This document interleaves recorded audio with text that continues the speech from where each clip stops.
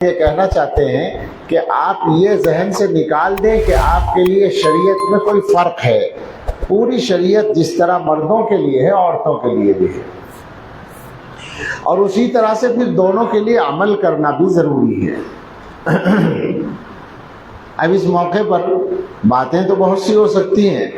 میں نے ایک آیت پڑھی ہے، اور وہ آیت حضرت یوسف علیہ السلام کے واقعے کے آخر میں ہے. اللہ نے قرآن کریم میں حضرت یوسف علیہ السلام کا واقعہ تفصیل سے بیان کیا ہے، اور اس بیان کو سب سے اچھا بیان بھی کہا ہے، نحن نقص علیک احسن القصص.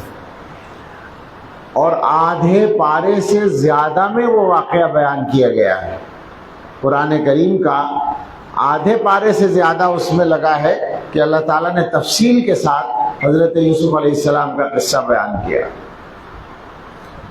اگر اس کو مختصر کریں تو بہت آسان بھی ہے. ایک آدمی نے پوچھا تھا کسی سے کہ یوسف علیہ السلام کا قصہ کیا تھا، کہنے لگے ایک باپ تھا، اس کا ایک بیٹا تھا، وہ گم ہو گیا پھر مل گیا. 10-20 سال کی کہانی 1 منٹ میں ختم ہو گئی، 1 منٹ بھی نہیں لگا. ظاہر ہے وہ واقعہ ہمیں نہیں بیان کرنا ہے، لیکن اتنا تو آپ سب جانتے ہی ہیں کہ حضرت یوسف علیہ السلام کس طرح کی آزمائشوں سے گزرے تھے. ایسی آزمائشوں سے ہم میں سے کوئی نہیں گزر سکتا. 9 سال کی عمر میں کنویں میں ڈال دیا تھا بھائیوں نے، یہ سمجھ کر کے مر جائے گا، یا یہ کہ کوئی اٹھا کے لے جائے گا. کنواں سوکھا تھا وہ، لہٰذا وہ اس میں زندہ رہے، اور کوئی آیا اس نے اٹھا کر پالنے کے لیے اس نے اٹھا لیا، یا بیچنے کے لیے اور بیچ دیا.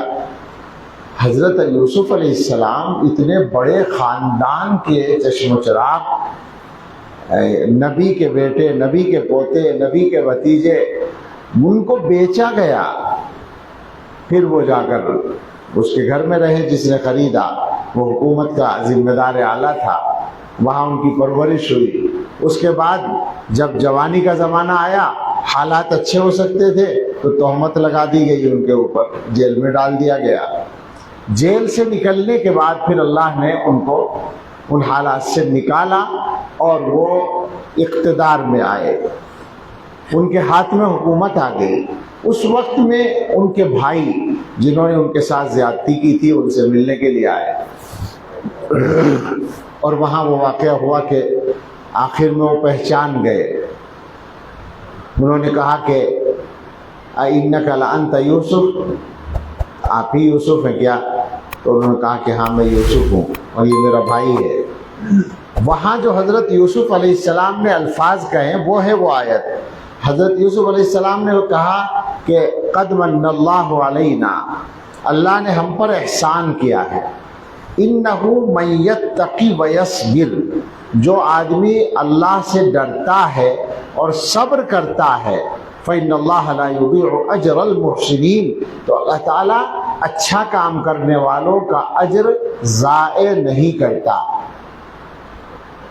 یہاں ایک بات تو سمجھنے کی یہ ہے کہ حضرت یوسف علیہ السلام اتنی لمبی مصیبت کے بعد، اتنی لمبی آزمائش کے بعد نکلے تھے، اور وہ اس وقت بھی اللہ تعالیٰ کا شکر ادا کر رہے تھے. قد من اللہ علینا، شکایات نہیں بیان کر رہے تھے، پریشانیاں نہیں بیان کر رہے تھے، بس اللہ کا احسان.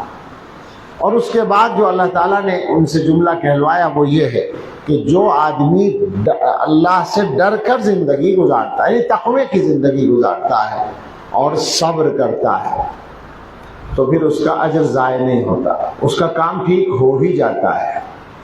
تو ان دونوں باتوں پر مختصر سی بات ہم کر لیں. جہاں تک تقوی کی بات ہے تو تقوی قرآن کریم کے مشہور الفاظ میں سے ایک لفظ ہے جس کے مخاطب مرد بھی ہیں اور عورتیں بھی ہیں. آپ کو پتہ ہے کہ قرآن میں جب اللہ تعالیٰ مسلمانوں کو کوئی حکم دیتے ہیں تو عام طور سے ایک لفظ استعمال کرتے ہیں، یا ایھا الذین آمنوا، اے وہ لوگوں جو ایمان لائے. اس میں مرد اور عورتیں دونوں ہوتی ہیں، اس میں کوئی فرق نہیں ہوتا، دونوں شامل ہوتے ہیں، دونوں مخاطب ہوتے ہیں. اب آپ اس لفظ کے ساتھ قرآن کریم میں اگر تلاش کریں گے پتہ نہیں کتنی جگہ ملے گا، یا ایھا الذین آمنوا اتقوا اللہ. اے ایمان والو اللہ سے ڈرو، یہ جملہ آپ کو عام طور پر ملے گا، اسی کا نام تقوی، یہیں سے تقوی لیا گیا ہے۔ گویا تقوی کا مطلب ہے اللہ سے ڈرنا۔ اللہ سے ڈرنے کا کام جب آدمی کرے گا تو دنیا کے حالات میں اس کا کردار اور اس کا رویہ عام لوگوں سے الگ ہوگا۔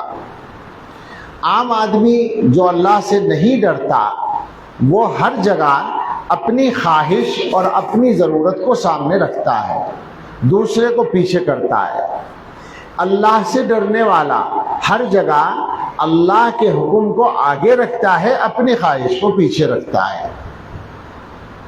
اس میں گویا عملی بات یہ ہے کہ زندگی گزارنے کا صحیح طریقہ یہ ہوگا کہ ہم جو کام بھی کریں وہاں اس بات کا خیال کریں کہ ہم کیا چاہتے ہیں اور اللہ تعالیٰ کیا چاہتے ہیں۔ اگر ہماری خواہش کو اللہ نے جائز بنایا تو ٹھیک ہے، پورا کر لیں، لیکن اگر ہماری خواہش غلط ہے تو ہمیں اس خواہش کو پورا نہیں کرنا چاہیے۔ یہ بات ہم سب کو یاد رکھنے کی ہے کہ ساری خواہشات اور ساری تمنائیں پوری ہونے کی جگہ جنت ہے، دنیا نہیں ہے۔ دنیا میں آئے ہیں کچھ ذمہ داریاں لے کر، دنیا میں آئے ہیں کچھ آزمائش کے لیے، لہٰذا ہماری ہر خواہش اور ہر تمنا یہاں پوری نہیں ہوگی۔ ہمیں اس بات کو تسلیم کر لینا چاہیے، اچھی طرح سمجھ لینا چاہیے کہ ہماری ہر خواہش یہاں پوری نہیں ہوگی، لہٰذا ہمیں اپنے ارادے کو اللہ تعالیٰ کے ارادے کے تابع بنانا ہے۔ اللہ تعالیٰ ہم سے کیا چاہتے ہیں، مختصر کر کے بات کرنی ہے۔ دو چیزیں ہیں جو اللہ کی مرضی کا خلاصہ بنتی ہیں۔ ایک یہ کہ اللہ کے ساتھ ہمارا معاملہ ٹھیک ہو، ہمارا معاملہ کہہ رہا ہوں، ہمارا رویہ، ہمارا طریقہ اللہ تعالیٰ کو ہم اس طرح مانیں جیسے اللہ چاہتے ہیں، اور دوسرے اللہ کے بندوں کے ساتھ ٹھیک ہو۔ اللہ تعالیٰ کے ساتھ کیا ہونا چاہیے؟ سب سے بنیادی بات جو اللہ تعالیٰ اپنے بندوں سے چاہتے ہیں وہ یہ ہے کہ بندے اللہ کے ساتھ کسی کو شریک نہ کریں، یہ لازم ہے، اس کے علاوہ کوئی راستہ نہیں ہے۔ اللہ وحدہ لا شریک لہ ہے، اللہ کا کوئی شریک نہیں ہے، لہٰذا بندوں کو یہ عقیدہ رکھنا ہے کہ سب کچھ دینے والے اللہ تعالیٰ ہیں، جو کچھ دنیا میں ہوگا اللہ کے حکم سے ہوگا، جو ملے گا اللہ کے حکم سے ملے گا، جو حالات آئیں گے وہ بھی اللہ کی مرضی سے آئیں گے۔ اللہ کی مرضی کے بغیر تو قرآن و حدیث میں یہ بات بالکل واضح کر دی گئی کہ سب کچھ اللہ تعالیٰ کی مرضی سے ہوتا ہے، سب کچھ اللہ تعالیٰ کرتے ہیں۔ رات بھی ہم نے ذکر کیا تھا حضرت عبداللہ ابن عباس رضی اللہ تعالیٰ عنہما، جو حضور صلی اللہ علیہ وسلم کے چچا زاد بھائی بھی ہیں اور بالکل حضور کی اولاد کی طرح ہیں، عمر کے اعتبار سے تو حضور کی اولاد سے بھی چھوٹے ہیں۔ وہ ظاہر ہے کہ گھر کے آدمی تھے تو ہمیشہ ساتھ بھی ہوتے تھے۔ تو ایک مرتبہ حضور علیہ السلام نے ان کو ایک نصیحت کی، بالکل نوعمر تھے وہ۔ فرمایا اے لڑکے، اے بچے، کچھ نصیحتیں، کچھ چیزیں سکھاتا ہوں تمہیں فائدہ ہوگا، اور ان کا جی سکھائیے۔ فرمایا احفظ اللہ یحفظ کا، احفظ اللہ تجدہ تجاہک۔ پہلی بات فرمائی اللہ کی حفاظت کرو یا اللہ کو یاد کرو، اللہ کے نام کی حفاظت کرو، اللہ تمہاری حفاظت کرے گا، یہ پہلی بات۔ دوسری بات فرمائی احفظ اللہ تجدہ تجاہک، اللہ تعالیٰ کو گویا یاد رکھو اور اللہ کے احکام کی حفاظت کرو، اللہ کو اپنے سامنے پاؤ گے۔ تجدہ تجاہک یعنی جب تمہیں اللہ کی مدد کی ضرورت ہوگی تو مدد فوراً آ جائے گی، جب تم اللہ تعالیٰ کو اپنے سامنے پاؤ گے، جب تم اللہ تعالیٰ کو یاد رکھو گے۔ ظاہر ہے اللہ کو یاد رکھنے کا مطلب ہے کہ ہم اللہ کی مرضی کے مطابق زندگی گزاریں، تو پھر اللہ کی طرف سے مدد ملتی ہے۔ اس کے بعد فرمایا وَاعْلَمْ أَنَّ الْأُمَّةَ لَوْ اجْتَمَعَتْ عَلَىٰ يَنْفَعُوكَ بِشَيْءٍ لَمْ يَنْفَعُوكَ إِلَّا بِشَيْءٍ قَدْ كَتَبَهُ اللَّهُ لَكَ۔ یاد رکھو ساری قوم، ساری امت اگر متفق ہو جائے تمہیں کوئی فائدہ پہنچانے کے لیے تو وہی فائدہ پہنچا پائیں گے جو اللہ نے تمہارے لیے لکھ رکھا، الگ سے کچھ نہیں۔ وَلَوِ اجْتَمَعُوا عَلَىٰ أَن يَضُرُّوكَ بِشَيْءٍ، اور اگر سارے لوگ متفق ہو جائیں اس بات پر کہ تمہیں کوئی نقصان پہنچائیں تو کوئی نقصان نہیں پہنچائیں گے. لَمْ يَضُرُّوكَ إِلَّا بِشَيْءٍ قَدْ كَتَبَهُ اللَّهُ عَلَيْكَ، جو اللہ نے تمہارے لیے نقصان لکھ دیا ہے وہی پہنچے گا، اس کے علاوہ نہیں. اس کا کیا مطلب ہوا؟ سب کچھ اللہ کے ہاتھ میں ہے، سب کچھ اللہ تعالیٰ کے ہاتھ میں ہے. تو مانگنا بھی اللہ سے ہے اور یقین بھی اللہ پر رکھنا ہے. یہ ایمان ہمارا بہت مضبوط ہونا چاہیے. دنیا کے اندر بہت ساری کمزوریاں پائی جاتی ہیں، توحید کے معاملے میں کوئی کمزوری نہیں چلے گی. توحید کے معاملے میں کوئی کمزوری نہیں دکھانی ہے. کسی مزار کو، کسی پیر کو، کسی فقیر کو کام بنانے والا نہیں سمجھنا ہے. کام بنانے والے صرف اللہ تعالیٰ ہیں. جو کچھ ہوتا ہے وہ اللہ کی مرضی سے ہوتا ہے. اللہ کے علاوہ کسی کے ارادے سے کچھ نہیں ہوتا. سب اللہ کے محتاج ہیں، اللہ تعالیٰ کسی کے محتاج نہیں ہے. یہ تو ایک بات ہوئی جو گویا عقیدے سے تعلق رکھتی ہے، لیکن اس کے بعد اللہ تعالیٰ ہی کے معاملے میں کچھ عمل کی بھی ضرورت ہوتی ہے. کم سے کم بنیادی عمل یہ ہے کہ آدمی اللہ کے سامنے سجدہ کرے، عبادت کرے، نماز پڑھے. نماز کے سلسلے میں بڑا ڈر لگتا ہے. اللہ جانے ہمارے زمانے میں کوتاہی کہاں پہنچ گئی ہے. اگر سروے کیا جائے، ممکن ہے کشمیر میں کچھ تعداد زیادہ ہو، لیکن سارے ہندوستان کے علاقوں کو ملا کر سروے کریں گے تو پکے نمازی 10% بھی نہیں ہے. ایک مولانا صاحب تو یہ کہتے ہیں کہ باقاعدہ جماعت کے ساتھ پابندی سے نماز پڑھنے والے مسلمان ہمارے ملک میں 2% ہیں. وہ کہتے ہیں میں نے سروے کیا، اب مجھے نہیں معلوم کیا اس کی حقیقت، مگر آپ بڑھا لیجئے، 5 کر لیجئے، 10 سے زیادہ تو ہم اور آپ بھی نہیں کر سکتے، اس سے زیادہ ہے ہی نہیں. تو جو اللہ تعالیٰ کا سب سے بڑا فریضہ ہے اس کے بارے میں ہمارا یہ حال ہے کہ ہم 10% بھی وہاں نہیں نظر آ رہے ہیں، 90% ہم اس سے غافل ہیں عام طور پر. اچھا، اس کا بہت آسانی سے حساب لگا سکتے ہیں کہ جمعے کے دن جو مجمع ہوتا ہے عام دنوں میں، اور اس میں کتنا کیا تناسب ہے، 10 اور 1 کا تو ہے ہی، اس سے کم تو نہیں ہے.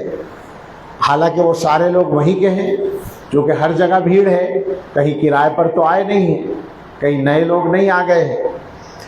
تو یہ ایک مسئلہ ہے، اس پر ذرا دھیان دینا ہے، جو مرد ہیں ان کو بھی، جو عورتیں ہیں ان کو بھی، کہ نماز چھوڑنے کی کوشش نہ کی جائے، نماز چھوڑنے کا ارادہ ہی ختم کر دیا جائے. مجھے تو یہ لگتا ہے کہ اس زمانے میں جیسے شیطانی اثرات زیادہ پھیل رہے ہوں کہ جو لوگ نماز کے پابند بھی ہیں ان کی بھی نمازیں قضا ہو رہی ہیں. اس پر دھیان دینے کی ضرورت ہے. تو اللہ تعالیٰ کے بارے میں عقیدہ صحیح رکھنا اور اللہ کی عبادت کے معاملے میں اپنے رویے کو صحیح رکھنا. ہر حال میں نماز پڑھنی ہے، جس حال میں بھی ہیں اور جس طرح بھی پڑھ سکتے ہیں. آپ یقین کریں، اگر نماز کی پابندی ہماری زندگی میں آ جائے گی تو بہت سارے مسئلے ویسے ہی حل ہو جائیں گے. میں نے رات بھی بات کی ہے، ہمارا مسئلہ کیا ہے؟ دل کا پریشان ہونا. اصل مسئلہ وہی ہے، باقی ہونا تو وہی ہے جو اللہ نے چاہا ہے. ہم کوئی کام کرتے ہیں اور وہ کام ہماری مرضی کے مطابق نہیں ہوتا. ہم نے ایک امتحان دیا، رزلٹ ویسا نہیں آیا جیسا ہم چاہتے تھے. ہم نے دکان کی، آمدنی ویسی نہیں ہو رہی جیسی ہم چاہتے ہیں. ہم نے کوئی کاروبار کیا، اتنا منافع نہیں ہوا جو ہم چاہتے تھے. تو رزلٹ تو وہ آئے گا جو اللہ کی مرضی کے مطابق ہے. ہم پریشان ہو جاتے ہیں. اگر ہم یہ سمجھیں کہ جو ہو رہا ہے وہ اللہ کی طرف سے ہو رہا ہے اور ہمیں اس میں راضی ہونا ہے تو پریشانی ختم ہو جاتی ہے. جیسے رات وہاں ہم نے مثال دی تھی کہ درد کی حالت میں جو لوگ کوئی ٹیبلٹ کھاتے ہیں، پین کلر لیتے ہیں، تو اب مثلا درد ہو رہا ہے اور جو درد کی وجہ ہے وہ باقی ہے. جیسے دانت میں درد ہے اور دانت کھوکھلا ہے تو درد ہو رہا ہے. پین کلر لے لی، 4 گھنٹے کے لیے آرام ہو گیا، 4 گھنٹے کے بعد پھر درد شروع ہو گیا. کیا خیال ہے، درد شروع ہو گیا یا درد دوبارہ محسوس ہونے لگا؟ ہو تو رہا تھا، درد ختم نہیں ہوا تھا، احساس ختم ہوا تھا. احساس ختم ہوا تو ہماری پریشانی ختم ہو گئی. اس کا مطلب یہ ہوا کہ اگر کسی بھی معاملے میں ہم یہ سمجھ لیں کہ یہ ٹھیک ہے اللہ کی طرف سے ہے تو پریشانی ختم ہو جائے گی، مسئلہ وہی رہے گا۔ تو کہنا یہ تھا کہ اللہ تعالیٰ کی عبادت کا نظام اگر ہمارا ٹھیک بن جائے گا تو یہ الجھنیں جو ہیں ذہنوں میں، پریشانیاں جو ہیں یہ دور ہو جائیں گی۔ میں دیکھتا ہوں یہ بات کہ دنیا کی پریشانیوں سے پریشان ہو کر لوگ دوسروں سے دعا کراتے ہیں۔ کوئی حرج نہیں، جائز ہے دوسروں سے دعا کرانا، اصل نہیں ہے، نمبر 2 کی بات ہے۔ نمبر 1 کی بات ہے خود دعا کرنا، یاد رکھیں، ہمیشہ یاد رکھیں اس کو کہ نمبر 1 پر ہے خود دعا کرنا، کیونکہ اللہ تعالیٰ کے اور آپ کے بیچ میں کوئی فاصلہ نہیں ہے۔ آپ اللہ کے بندے ہیں تو آپ اللہ سے مانگے، اور اپنے مقصد کے لیے آپ جس طرح مانگ سکتے ہیں دوسرا نہیں مانگ سکتا، تو اللہ سے تعلق قائم۔ اب نمازی آدمی جو ہوگا اس کے لیے کتنی آسانی ہوگی کہ وہ جب چاہے اللہ سے دعا کر سکتا ہے۔ لوگوں سے کہا جائے کہ میں خود دعا کرو تو نہیں کرتے۔ کیوں نہیں کرتے؟ دعا کا مطلب ہے اللہ سے مانگنا۔ اللہ کے گھر میں آتے نہیں تو مانگیں گے کیسے؟ کسی رشتہ دار کے گھر آنا جانا نہیں ہے تو اس کے یہاں سے کوئی برتن مانگتے ہوئے تو شرم آئے گی نا، اگر ضرورت پڑے کوئی چیز مانگتے ہوئے شرم آئے گی۔ تو ہم لوگوں کا یہی معاملہ ہے، اللہ کے گھروں سے ہم دور ہیں، لہٰذا دعا بھی نہیں کرتے۔ جو آدمی نمازی ہے اس کے لیے بہت آسان موقع ہے، وہ جب چاہے گا دعا مانگے گا اللہ سے۔ دعا کرنے سے یا تو کام بن جائے گا جو چاہتے ہیں، اور اگر اللہ تعالیٰ کی مرضی نہیں ہے تو وہ کام تو نہیں ہوگا مگر دل مطمئن ہو جائے گا۔ مسئلہ تو دونوں صورتوں میں حل ہے۔ بھئی اطمینان ہی تو چاہیے، اور کیا چاہیے؟ ساری دنیا کو اپنے تابع بنانے کا تو موقع ہی نہیں ہے، اس لیے کہ یہ دنیا ہماری نہیں ہے، دنیا اللہ کی ہے۔ جنت میں جو حصہ ہمیں ملے گا وہ ہمارا ہوگا، وہاں چلے گی مرضی، جو چاہے کریں گے، لیکن یہاں نہیں ہوگا ایسا۔ تو میرا مطلب یہ ہے کہ ایک پہلو تو یہ ہے کہ اللہ تعالیٰ کے ساتھ ہمارا جو معاملہ ہے اسے ذرا ٹھیک کرنے کی ضرورت ہے، ذہنی طور پر بھی، یعنی عقیدے کے اعتبار سے بھی اور عمل کے اعتبار سے بھی۔ لیکن اسی کے ساتھ اللہ تعالیٰ کی مرضی کا ایک حصہ اور ہے، اور وہ یہ ہے کہ اللہ کے بندوں کے ساتھ ہم اچھا معاملہ کریں۔ آپ ذرا اس کو گہرائی سے سمجھیں کہ ایک تو ہم لوگوں کا مزاج ہے، ہمارے ساتھ کوئی آدمی اچھا معاملہ کرے تو ہم اسے اچھا سمجھتے ہیں، وہ کسی اور کے ساتھ کیا کر رہا ہے اس سے کوئی مطلب نہیں۔ وہ ہم سے کہے گا کہ بھائی وہ تو بڑا خراب آدمی ہے، تو آپ کہیں گے نہیں بھائی میرے ساتھ تو بہت اچھا ہے، وہ کیسا خراب آدمی ہے میں نہیں جانتا، میرے ساتھ تو اچھا ہے۔ ہمارا سب کا یہ مزاج ہے۔ کیوں ہے یہ؟ انسان خود غرض ہے، یاد رکھیں ہمیشہ، انسان خود غرض ہے، اپنی غرض کو سامنے رکھتا ہے۔ اللہ تعالیٰ کی ذات بے نیاز ہے، اللہ کو کوئی ضرورت نہیں ہے، لہٰذا اللہ تعالیٰ کے راضی ہونے کے لیے اتنا کافی نہیں ہے کہ نماز پڑھ لی جائے۔ ایک بندہ نماز پڑھتا ہے لیکن گھر والوں کو تکلیف پہنچاتا ہے، یا کوئی عورت نماز کی پابند ہے اور شوہر کو ستاتی ہے، اور وہ یہ سمجھے کہ صاحب میں تو نماز پڑھتی ہوں لہٰذا میں دیندار ہوں، تو یقین کریں اس کو دیندار نہیں کہا جا سکتا۔ اللہ تعالیٰ خود غرض نہیں ہے کہ میری نماز پڑھ لی چاہے بندوں کے ساتھ کچھ بھی کرتا پھرے تو میں خوش ہوں، ایسا بالکل نہیں۔ یہ اللہ کی طرف سے فیصلہ ہے، یہ اللہ تعالیٰ کا فیصلہ ہے کہ تمہیں میرے بندوں کے ساتھ بھی صحیح معاملہ رکھنا پڑے گا۔ انسانوں کے ساتھ جو ہم لوگوں کے رویے ہیں، خاص طور سے اگر گھروں کے اندر ہم جا کر دیکھیں تو عام طور پر یہ ملے گا، ذرا اس کو غور سے سمجھیے گا کہ ہم لوگ انصاف نہیں کرتے۔ جس کے ہاتھ میں طاقت ہے وہ انصاف نہیں کرتا۔ زیادہ تر ہمارا انصاف مجبوری میں ہوتا ہے۔ مثال کے طور پر ایک مثال ذہن میں آئی میرے، چونکہ عورتیں بھی موجود ہیں نیچے اور مرد بھی ہیں یہاں۔ ایمانداری سے سوچیں، یہ بڑے لوگوں سے سوال ہے، یہ جوانوں سے نہیں ہے، یہ ہمارے جیسے سفید داڑھی والوں سے ہے۔ ہمارے بچوں کی شادی ہو گئی، مثلا بیٹے کی شادی ہو گئی، بیٹی کی شادی ہو گئی، اب ہمارے گھر میں بہو آ گئی۔ جب بھی بہو اور بیٹے میں کوئی بات ہو، لڑائی ہو مثلا، تو ہمارا ووٹ کس کے ساتھ ہوتا ہے؟ ہمیشہ بیٹے کے ساتھ ہوتا ہے، بہو کے ساتھ نہیں ہوتا، بیٹا صحیح بہو غلط۔ اور اگر خدا نہ خواستہ ہماری بیٹی اور داماد میں کوئی بات ہو تو اور زیادہ مضبوطی کے ساتھ ہم بیٹی کے ساتھ کھڑے ہیں، داماد ہمیشہ غلط، بیٹی ہمیشہ صحیح۔ ہمارے گھر میں ساس بہو کا جھگڑا ہو تو ہمارے گھر میں جو ساس ہے ہماری بیوی، وہ بڑی بھی تو بہت اچھی ہیں، بہو خراب آ گئی، اور جہاں ہماری بیٹی گئی ہے وہاں ساس خراب مل گئی، وہاں بیٹی اچھی ہے وہ بہو اچھی ہے، ساس خراب ہے۔ سوچئے ذرا ہم سب کا یہ رویہ عام طور پر ہے یا نہیں؟ چاہے ہم کوئی بھی ہیں، کوئی بھی ہیں، ہم لوگ 99% لوگوں کا یہ رویہ ہے۔ ایمانداری سے بتائیں یہ انصاف ہے؟ کیا کوئی آدمی ہمیشہ غلط ہوتا ہے، کوئی آدمی ہمیشہ صحیح ہوتا ہے؟ ایسا تو نہیں ہو سکتا نا۔ یہ مسلمانوں کا رویہ ہے جن کو اللہ کا حکم یہ تھا کہ دشمن سے بھی ناانصافی نہیں کرنی، وَلَا يَجْرِمَنَّكُمْ شَنَآنُ قَوْمٍ عَلَىٰ أَلَّا تَعْدِلُوا، کسی قوم کی دشمنی میں بھی ناانصافی نہیں کرنی۔ یہ فرمایا کہ كُونُوا قَوَّامِينَ بِالْقِسْطِ شُهَدَاءَ لِلَّهِ وَلَوْ عَلَىٰ أَنفُسِكُمْ أَوِ الْوَالِدَيْنِ وَالْأَقْرَبِينَ، انصاف لے کر کھڑے ہو جاؤ، اللہ کے لیے گواہی دو، چاہے وہ اپنے خلاف ہو، چاہے والدین کے خلاف ہو، چاہے رشتہ داروں کے خلاف ہو۔ خواتین خاص طور سے اس وقت ہیں تو میں ان سے کہوں گا کہ اس ناانصافی میں آپ کا دخل زیادہ ہوتا ہے۔ یہ جو مرد ہوتے ہیں نا، ان کو آدھی بات سیدھے معلوم ہوتی ہے، آدھی نہیں معلوم ہوتی، وہ آپ بتاتی ہیں۔ جو جہاں بہو پر ظلم ہو رہا ہے وہ ظلم کرانے والی ساس ہے، اور جہاں کہیں ایسا بھی ہوتا ہے کہ بہو خراب آ جاتی ہے، وہ ساس پر ظلم کرتی ہے، وہ ظلم کرانے والی بہو ہے۔ تو ایک عورت دوسری عورت پہ ظلم کراتی ہے۔ اس رویے کو بدلنا پڑے گا، انصاف پر آ جائیں۔ ہمیشہ یاد رکھیں اللہ تعالیٰ انصاف کرنا چاہتے ہیں اور انصافی کو پسند کرتے ہیں، اور ظلم کو بالکل ناپسند کرتے ہیں۔ اللہ کے ہاں تو یہ بھی ہے کہ بغیر سینگ والی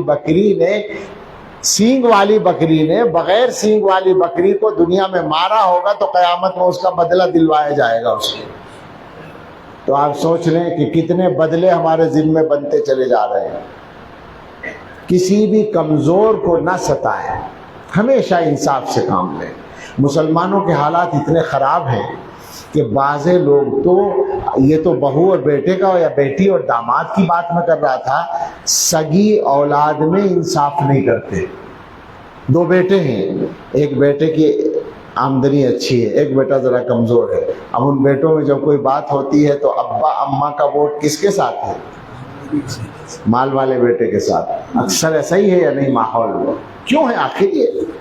تم مسلمان ہو، اپنی سگی اولاد کے ساتھ انصاف نہیں کر سکتے تو تم غیروں کی کیا شکایت کرتے ہو کہ ہمارے ساتھ انصاف نہیں کرتے؟ بات کڑوی ہے یہ، مگر سچی تو ہے۔ کیا ہم جیسے لوگوں کے ہاتھ میں اللہ تعالیٰ دنیا دے سکتے ہیں؟ ہم تو ایک دن بھی انصاف نہیں کریں گے۔ کہاں مزاج ہے ہمارا انصاف کرنے کا؟ تو گھروں کے اندر انصاف لائیے اور ایک دوسرے کا حق ادا کرنے کی فکر کیجیے۔ میں خواتین سے یہ بھی کہنا چاہتا ہوں، یہ تو ایک بات ہے، عام ہے بالکل، کہ مردوں اور عورتوں کے ایک دوسرے پر حق ہیں اور ہر ایک کو دوسرے کے حق کا خیال رکھنا ہے۔ اس خیال رکھنے میں کئی باتیں ہیں۔ یہاں بہت سارے مرد ماشاءاللہ جمع ہو گئے ہیں، آپ سے بھی یہ کہنا ہے کہ گھروں میں غصے کا مزاج نہ بنائیں۔ عام طور سے غصہ مردوں کی طرف سے ہوتا ہے، اور اکثر مرد یہ سمجھتے ہیں کہ غصہ کرنا اور بیوی کو ڈانٹنا یہ ہمارا حق ہے۔ صبح سے شام تک کئی دفعہ ایسا ہوتا ہے، غلط بات ہے۔ وہ بھی انسان ہے، اس کی بھی عزت ہے، برابری کا معاملہ ہے۔ یہ ٹھیک ہے کہ اللہ نے آپ کو کچھ اوپر رکھا ہے، آپ اگر خاموش ہو جائیں، آپ اگر بیوی کی ضد کو سن لیں یا آپ اگر برداشت کر لیں تو بھی آپ شوہر ہی رہیں گے، کوئی اور مرتبہ نہیں، اس سے معزول نہیں ہوں گے، آپ ریٹائر نہیں ہوں گے شوہر کے منصب سے۔ برداشت کریں۔ مردوں کا یہ معاملہ ہے کہ وہ بھی غصے میں آ جاتے ہیں، اس کو ختم کریں۔ عورتوں سے میں یہ کہنا چاہتا تھا کہ گھر کو ٹھیک کرنے میں آپ کا بہت بڑا کردار ہے. میں چونکہ چند باتیں پہنچا دینا چاہتا ہوں متفرق طور پر، اس لیے بہت باقاعدہ میں نے ترتیب سے بات نہیں کی ہے. جی یہ چاہتا ہے کہ آپ سب لوگ جتنے یہاں موجود ہیں وہ اس بات کو سمجھ لیں کہ گھروں کی اصلاح کے لیے محنت کرنے کی ضرورت ہے اور اس میں دونوں کو کردار ادا کرنا پڑتا ہے. ہمارے حضرت رحمۃ اللہ علیہ کی بہت ساری کتابیں ہیں، ان کو ضرور پڑھیں. میں بہت سی مرتبہ ایسے ہی کرتا ہوں کہ ان کی کتاب کھول کر بیٹھ جاتا ہوں اور نمبر وار بولتا ہوں. پھر اس میں ایک کتاب ہے گھریلو جھگڑوں سے نجات، باقاعدہ پوری تفصیل. ایک کتاب ہے گھر جنت کیسے بنے. ایک کتاب ہے خواتین کے لیے تربیتی بیانات. اس کتاب میں اتنی تربیت کی باتیں ہیں کہ کچن کو کیسے سنبھالنا ہے یہ بھی سکھایا ہے. یہاں تک سکھایا ہے کہ آپ کے گھر میں 15 دن کے بعد دعوت ہے تو اگر 50 آدمیوں کی دعوت ہے تو کتنے دن پہلے تک کیا کیا تیاری کرنی ہے، اور اگر 200 آدمی کی دعوت ہے تو کیا کیا کرنا ہے، اور 20 آدمیوں کی دعوت ہے تو کس ترتیب سے کام کرنا ہے. خواتین کے لیے تربیتی بیانات. ایک کتاب ہے مثالی مرد، ایک کتاب ہے مثالی عورت. ان سب کتابوں کو پڑھیں آپ لوگ تو زندگی گزارنے کا ڈھنگ آ جائے گا.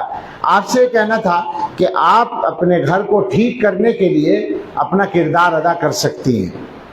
عام طور پر یہ ہوتا ہے جو بگاڑ آتا ہے وہ ایک دوسرے کے مزاج کی رعایت نہ کرنے سے آتا ہے. ہمارے حضرت یہ فرمایا کرتے تھے، اسی میں ہے غالباً گھر جنت کیسے بنے، اس کتاب میں ہے کہ دونوں سے غلطی ہوتی ہے. مرد ہے، اس کے مزاج اور اس کی طاقت، اس کا انداز، اس کی خواہشات، اس کا سوچنے کا انداز الگ ہے. عورت بالکل الگ ہے، سوچنے کا انداز ہی الگ ہے. اب اگر دونوں ایک دوسرے کے مزاج کو سامنے رکھ کر معاملہ کریں تو لڑائی نہیں ہوگی، مگر دونوں بھول جاتے ہیں. اس کی ایک مثال، بس ایک مثال، بہت ساری مثالیں ہیں. مردوں کا مزاج ہے کہ اگر ان کو کوئی غم ہو، کوئی پریشانی ہو کاروبار میں یا کسی بھی چیز میں، تو مرد عام طور سے کم بولتے ہیں. پریشانی کے وقت میں کم بولتے ہیں، چپ رہتے ہیں، چونکہ حل سوچتے ہیں دماغ سے اپنے، اور بتانا زیادہ پسند نہیں کرتے اپنی پریشانی کو. یہ مردوں کا مزاج ہے.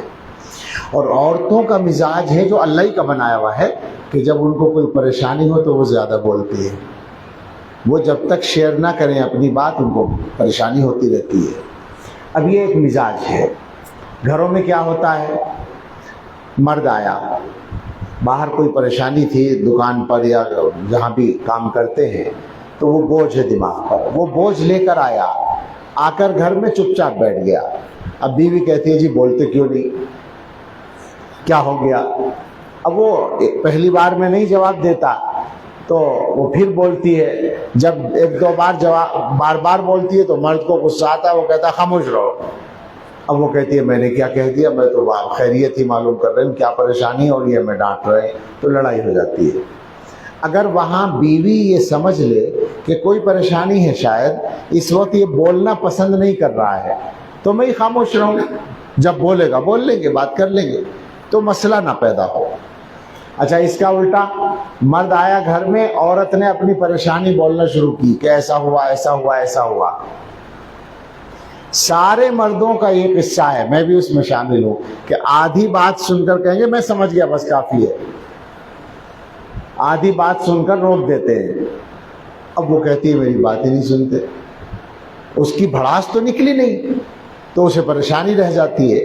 اگر آپ 5 منٹ صبر کر لیں تو اس کی بھڑاس نکل جائے گی اور بات ختم ہو جائے گی، مگر وہیں لڑائی ہو جاتی ہے. ہمارے حضرت تو اپنی بات سناتے تھے. حضرت کا جو اپنے گھر میں کردار رہا ہے وہ اتنا شاندار رہا، اتنا اعلیٰ رہا کہ وہ تعجب ہوتا ہے.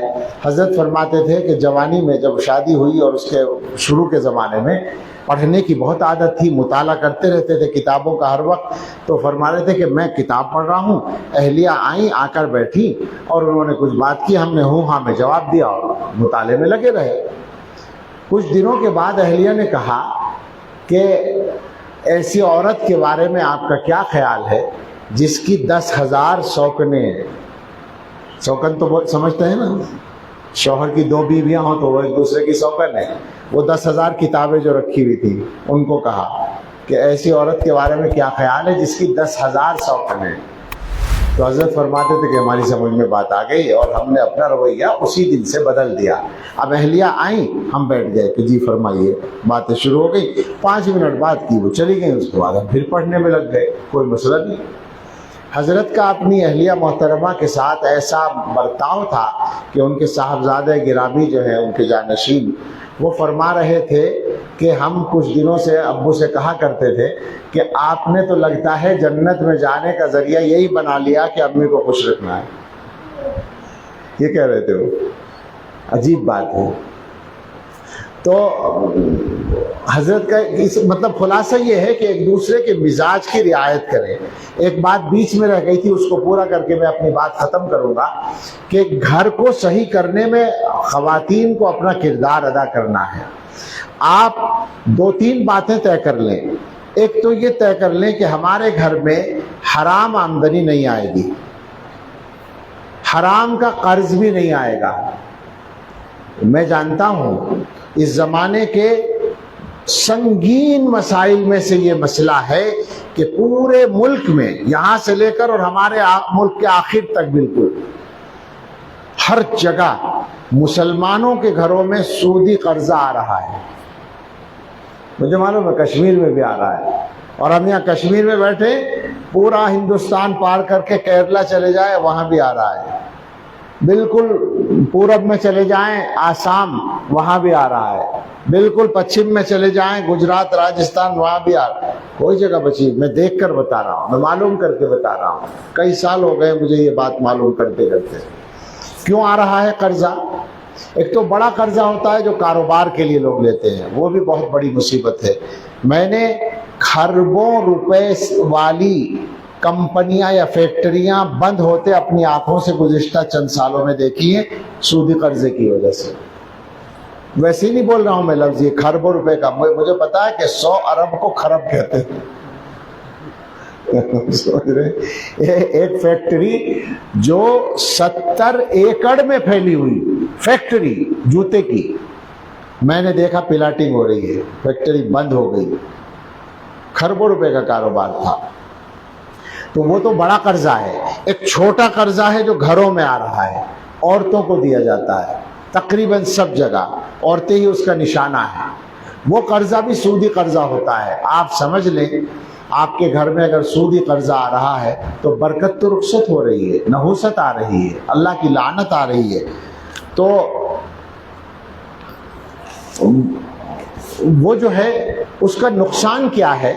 گھر کی برکت ختم ہو رہی ہے، آپ کے بچوں پر اس کا اثر پڑ رہا ہے.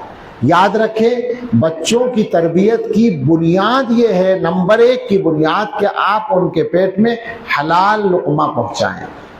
تو اس میں خاص طور سے میں خواتین سے کہتا ہوں کہ گھروں میں آنے والی آمدنی پہ نظر رکھیں.